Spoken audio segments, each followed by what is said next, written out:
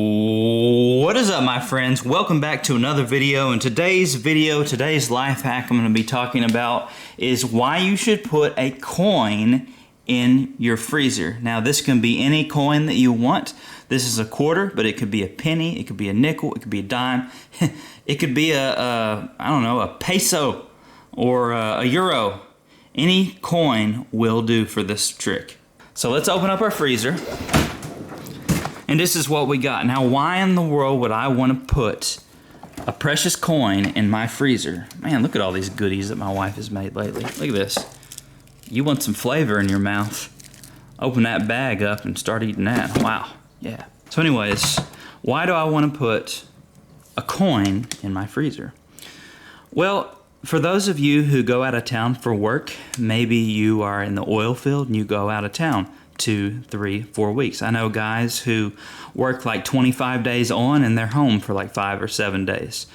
Well, while you're gone, most people have meats in their freezer. It could be steak, sausage, but they have frozen dinners. They could have frozen dinners. Any type of meat you can imagine, people put in their freezer. But how many times does the power go out in your house? And if you lose power for maybe 2 days, or even 12 hours, and your meat begins to unthaw, and then the power comes back on, and then it freezes again, well, that could make you sick because you're not supposed to unfreeze meat and then refreeze it. It could develop bacteria, and then it could make you sick. And so if you've been gone all month, well, you're not gonna know that has happened.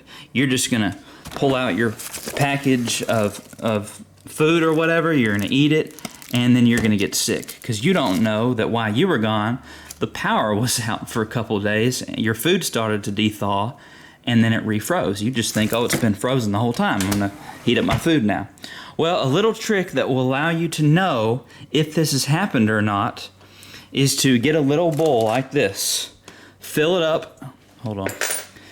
Get a little bowl like this and fill it up with water, allow it to freeze, and as you can see, I have ice.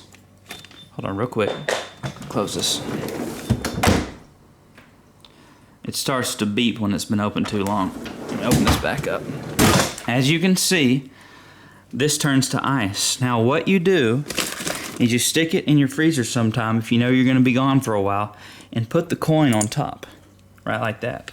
And if the power goes out for a couple days, then what's going to happen is this is going to start to thaw out as well. And this will turn to water, and the coin, well, it's stuck on there now, but the coin will sink down into your dish and disappear. And then it'll refreeze again. And so if you come home and the coin has disappeared, then you know, uh-oh, my power went out and my coin has sunk to the bottom. So if this got dethawed, then potentially my meat also got dethawed as well. So I probably should not eat that. But if you come home and the coin is still on top, right, then you know that your foods have stayed frozen for the entire duration of your departure. So you can come home and you can eat and heat up your food with confidence.